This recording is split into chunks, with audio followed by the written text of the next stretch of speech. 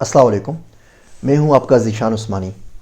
आज हम बात करेंगे डिजिटल पाकिस्तान की और मेरी जो मुलाकात हुई मिस तानिया इदरूस के साथ। ये मुलाकात बड़ी इंटरेस्टिंग रही, बड़ी दिलचस्प रही, क्योंकि इससे पहले भी मैंने 3 वीडियोज़ बनाई थी। एक वीडियो बनाई थी डिजिटल पाकिस्तान के ऊपर कि डिजिटल पाकिस्तान में हम क्या कर सकते हैं, क्या करना चाहिए, चंद गुजारिशात के नाम से।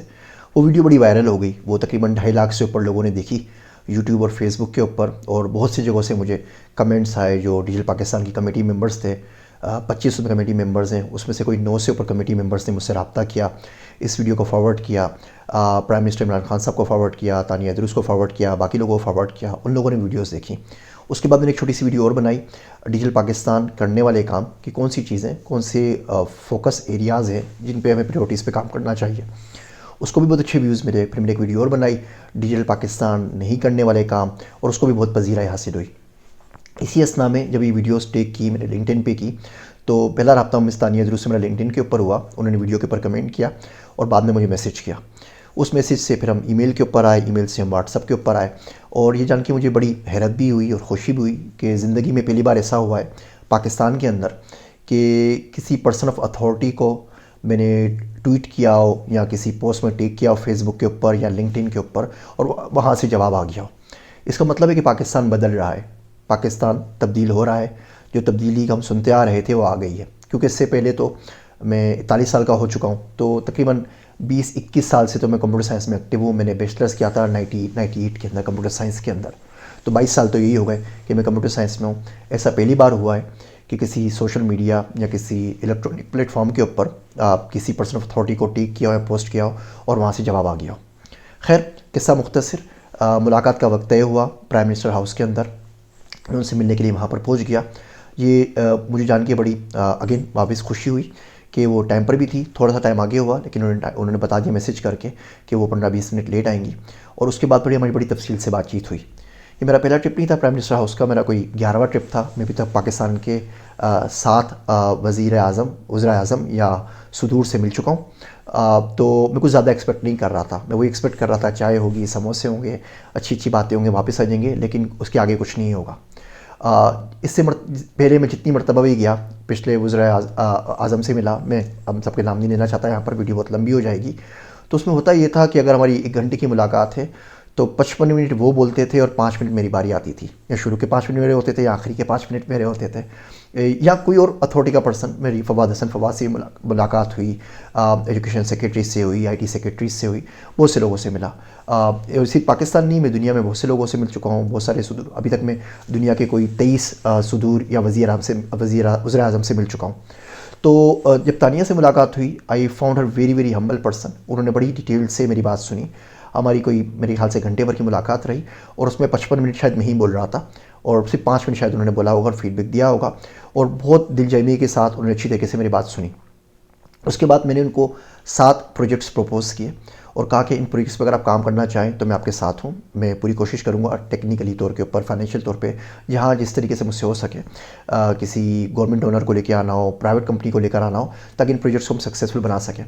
तो मैंने सोचा क्योंकि आप इस पूरी जर्नी में मेरे साथ हैं, जो मैंने पहले ट्वीट की तानिया इदरूस के बारे में, उसके बाद मैंने वीडियो बनाई, उसके बाद मैंने फिर और ट्वीट्स की, उसके बाद मैंने ब्लॉग पोस्ट लिखी।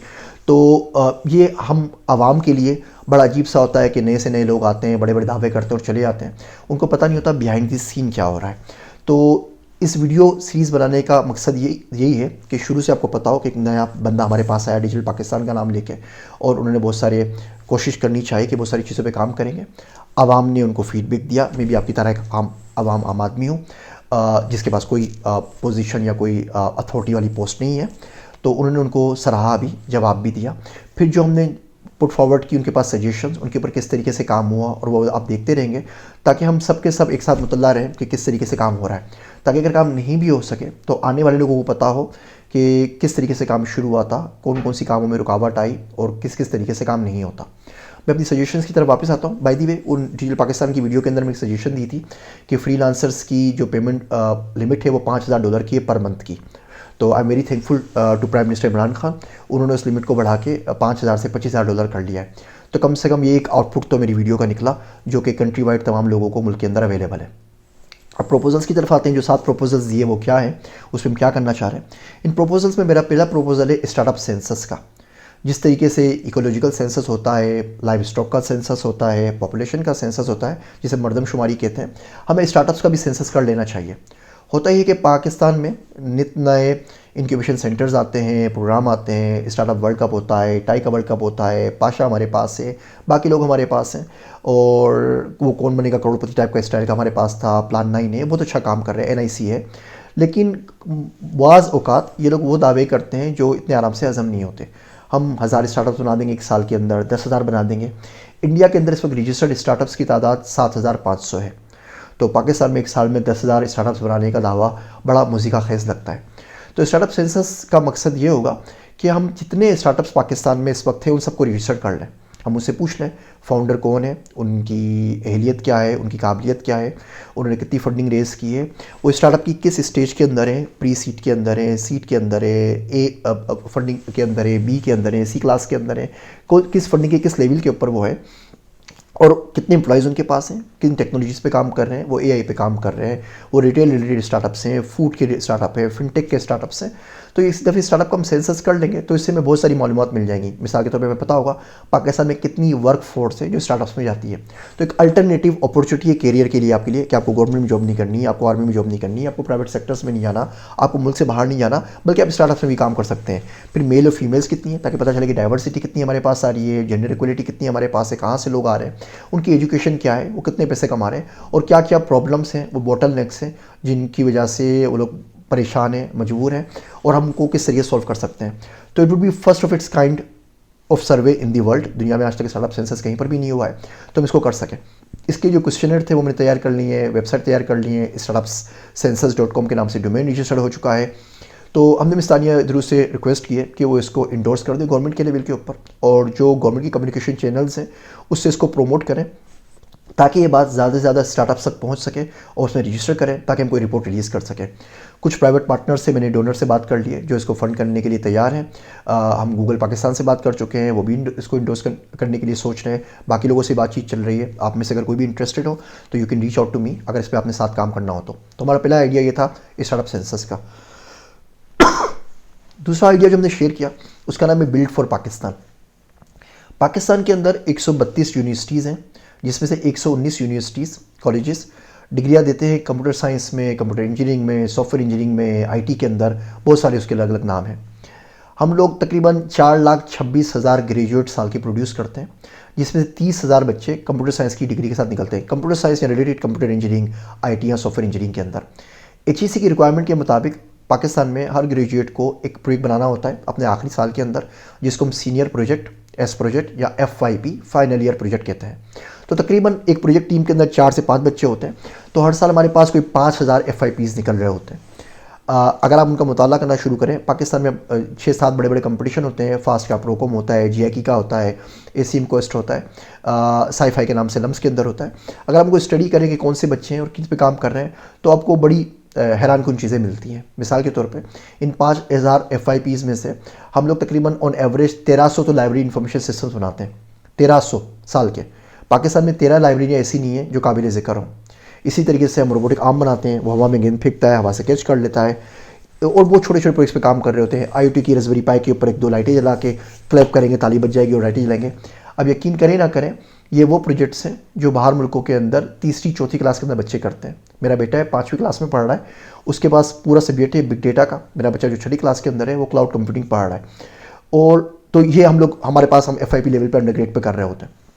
तो क्या ही अच्छा हो कि हम तमाम बच्चों को, तमाम के तमाम FYP प्रोजेक्ट्स को एक प्लेटफॉर्म के ऊपर रजिस्टर कर दें जिसका नाम है बिल्ड फॉर पाकिस्तान। वहाँ पे हम ये भी बता दें कि पाकिस्तान के प्रेसिंग इश्यूज़ क्या है और किसने काम करना है। मिसाल के तौर पे हम बोलते हैं हमारे पास वाटर शॉर्टेज है या उसके लिए कोई काम करना है। अब जितने तमाम बच्चे और फैकल्टी मेंबर्स जो वाटर शॉर्टेज पे काम कर रहे होंगे वो इस वेबसाइट से आप ढूंढ सकते हैं, आप उनको हायर कर सकते हैं। आप देखना चाहते हैं कितने लोग हैं जिन्होंने डीप लर्निंग पे काम किया है, टेंसर फ्लो पे काम किया है, मशीन लर्निंग की साइकिट के ऊपर काम किया है, डेटा साइंसिस पे काम किया है, ब्लॉकचेन के ऊपर काम किया है, तो आप इस पोर्टल से ढूंढ सकते हैं। तो इस आइडियाज़ के ऊपर हम काम कर रहे हैं। इसका हम कंप्लीट प्रपोजल मिस तानिया इदरूस को डिजिटल पाकिस्तान को इंशाल्लाह जल्द जमा करवा देंगे। तीसरा जो आइडिया हमारे पास है वो आइडिया बड़ा इंटरेस्टिंग है, और वो ये है कि आगे आने वाली दुनिया AI की दुनिया है। ये आखिरी डिकेड है, इस बात को आप मान लीजिए, ये आखिरी डिकेड है जिसके अंदर ट्रेडिशनल वारफेयर होगा। जितने आपने इलाकों पे कब्जे करने कर लीजिए, जितनों को आपने छोड़ देना है उनको छोड़ दीजिए। 2030 के बाद आर्टिफिशियल इंटेलिजेंस फोर्स होगी, बहुत मुमकिन है कि एक प्रोफेसर या एक AI expert chief of army staff के ओहदे के ऊपर काम कर रहा हो और वो आराम से अपने कंट्रोल रूम में बैठ के ऊपर जंग लड़ रहा होगा। तमाम की तमाम जो जंग होगी वो आर्टिफिशियल इंटेलिजेंस और डेटा के ऊपर मुंतकिल हो चुकी होगी। Will be using AI to create and prevent the strategic surprise. तो जो टेक्नोलॉजीज़ हैं जो आगे के आ रही हैं, जिन मुल्कों ने एआई के ऊपर अच्छा काम किया वो दुनिया में लीड करेंगी और बाकी तमाम मुल्क उसकी छोटी छोटी कॉलोनीज़ बन जाएंगे या वो बुरी तरीके से एक्सप्लॉइट हो रहे होंगे। एआई जिस लेवल की इनइक्वालिटी जनरेट करेगी आप उसका सोच भी नहीं सकते इस वक्त। हम इसके ऊपर कभी किसी और वीडियो में बात करेंगे। तो इन तमाम चीज़ों को देखते हुए कुछ दोस्तों ने एक प्लेटफॉर्म लॉन्च किया है जिसका नाम है अल्नाफे। अल्नाफे अल्लामिया का नाम है, मतलब नफ़ा पहुँचाने वाला। उसके अंदर बहुत सारे कोर्सेज हैं 40 से ऊपर, जो सिर्फ और सिर्फ 2500 रुपये सालाना के ऊपर पढ़ाए जाते हैं।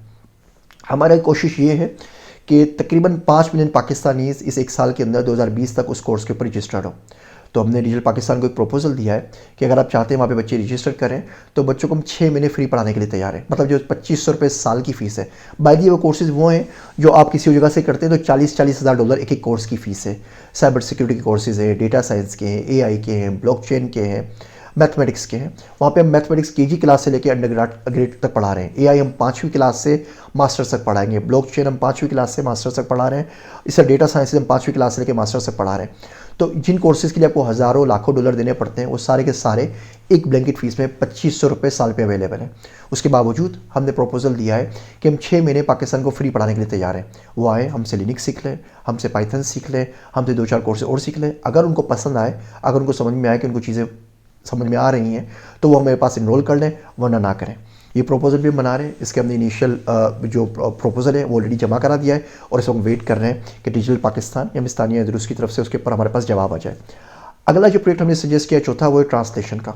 अगर आप इस्लाम को देखें 500-600 साल पीछे चले जाएँ तो आज जो मकाम पेरिस का, लंदन का, न्यूयॉर्क का, बीजिंग, शंघाई का दुनिया के अंदर है, ये मकाम किसी दौर के अंदर बगदाद का होता था, हमारे पास उंदलस का होता था। तो उनके पास जो सबसे मेन चीज़ थी वो थी दारुत तर्जुमा। जो कुछ भी दुनिया में उस वक्त छप रहा था, जो साइंस हो रही थी, टेक्नोलॉजी पे जो भी डेवलपमेंट हो रही थी, वो सबको तर्जुमा कर रहे थे। पाकिस्तान में तर्जुमे का काम बिल्कुल रुक गया है।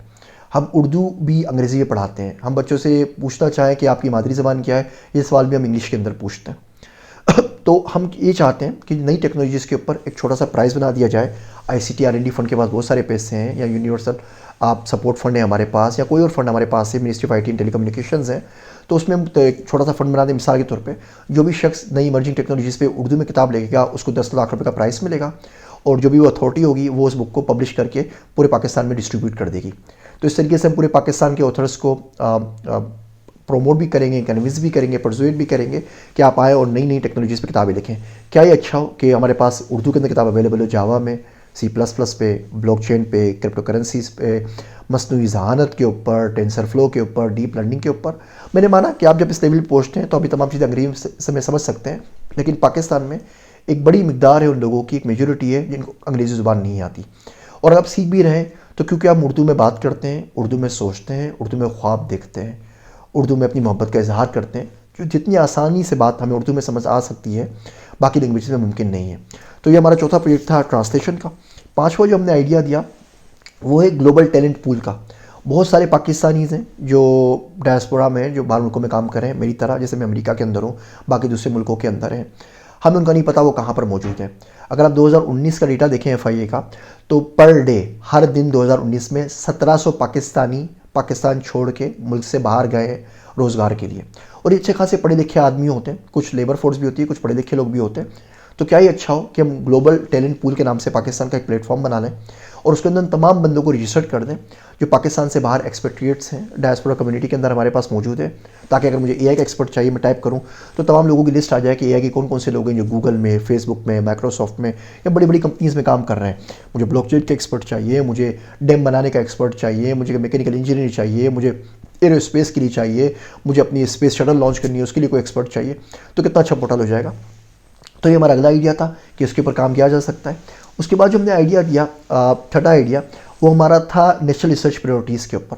बाहर मुल्कों में इस तरह होता है कि डिफेंस के लोग बैठते हैं, मुल्क के जो चीदा चीदा दिमाग होते हैं वो लोग बैठते हैं और वो देखते हैं कि मुल्क को किन चीज़ों की ज़रूरत है और उसको एनआरपी के तौर पे नेशनल रिसर्च प्रायोरिटीज़ पे डिफाइन कर देते हैं।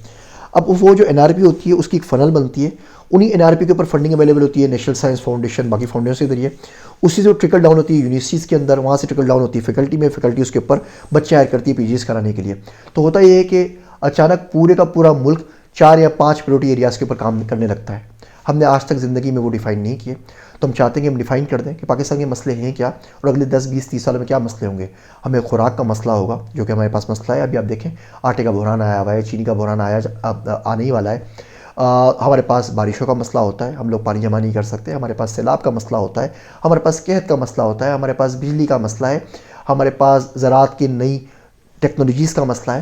तो हम कौन सी नेशनल रिसर्च प्रायोरिटीज़ हैं जिनको डिफाइन कर सकें, उसके हिसाब से तमाम फंडिंग को ट्रिकल डाउन करें, ताकि तमाम के तमाम लोग उनके ऊपर काम करने लगे और फिर हम आपको ट्रैक कर सकते हैं। जैसे ग्लोबल टैलेंट पूल बताया मैंने आपको, BFP बताया, बिल्ड फॉर पाकिस्तान। आखिरी जो हमने आइडिया दिया वो बड़ा इंटरेस्टिंग है, उसका नाम है स्किल्ड स्कोर। इस आइडिया के ऊपर मैं पिछले 2 सालों से काम कर रहा हूँ, तकरीबन मुकम्मल हो चुका है और इंशाल्लाह ताला पूरी उम्मीद है कि मैं इंशाल्लाह मार्च में इसको लॉन्च कर दूँगा। आइडिया बहुत सिंपल सा है। दुनिया के अंदर क्रेडिट एजेंसीज़ होती हैं, जैसे एक्सपीरियन है, ट्रांस यूनियन है, इक्विफेक्स है। ये आपको आपका क्रेडिट स्कोर दे देती हैं 300 से 800 के बीच में। आपका 300 स्कोर है तो आप बिल्कुल समझ लें कि आप दिवालिया हो गए, बैंकरप्ट हो गए, आपको पूरे मुल्क में कोई भी शख्स लोन नहीं देगा। आपका स्कोर 800 में, you can walk into the any bank, you can by any car, you can by any house with like almost 0% down payment. तो इसी तरीके से क्या आप स्किल्स का स्कोर कर सकते हैं कि हम आपका CV लें, CV को स्कैन करें और आपको बता दें आपका स्कोर क्या है। आपका स्कोर 93 है, man you should be leading the country, your score is 11, if you die today nothing will change in the country. और किस तरीके से मेरा AI डेटा साइंस को यूज़ करके आपको मजीद आगे करियर पाथ बता सकते हैं कि आप इस वक्त यहाँ मौजूद हैं, आपको यहाँ जाना है और ये कंप्लीट करियर पाथ है। आप AI पढ़ना चाहें, डेटा साइंस पढ़ना चाहें, कोई और टेक्नोलॉजी पढ़ना चाहें, किसी और शोबे में काम करना चाहें, तो हर बंदे को हम पूरी इन्वेंट्री पाकिस्तान की बनाने के, पाकिस्तान में इतने लोग हैं, इनके ILO लेवल 1, 2, 3, 4 ये है, इनका स्किल स्कोर ये है और इसी तरीके से आगे बढ़ सकते हैं, ताकि मैं कम से कम ये तो पता हो ना इस वक्त कहाँ मौजूद हैं। पूरे पाकिस्तान में कितने डेटा इंजीनियर्स हैं, पूरे पाकिस्तान में कितने ब्लॉकचेन डेवलपर्स हैं, पूरे पाकिस्तान में कितने लोग हैं जो AI पे काम कर सकते हैं, AI पढ़ सकते हैं, AI पढ़ा सकते हैं, अंग्रेज़ी कितने लोगों को पाकिस्तान में आती है। तो खैर इसकी डिटेल वीडियो मैं बाद में बनाऊंगा जब मैं इसको लॉन्च कर लूँगा। तो ये कुछ आइडियाज़ थे, 7 आइडियाज़ जो हमने पुट फॉरवर्ड किए हैं। इसमें से हम अल्लाफे का और स्टार्टअप सेंसस का प्रपोजल जमा करवा चुके हैं, बाकी चीज़ों के ऊपर काम हो रहा है, प्रपोजल जल्द जमा करा देंगे। जैसे वहाँ से फीडबैक आएगा, इंडोर्समेंट आएगी, हम किसी चीज़ को लॉन्च करेंगे, मैं आप सबको बताता रहूँगा। मेरी बातें सुनने का शुक्रिया। आप सबका ज़ीशान उस्मानी।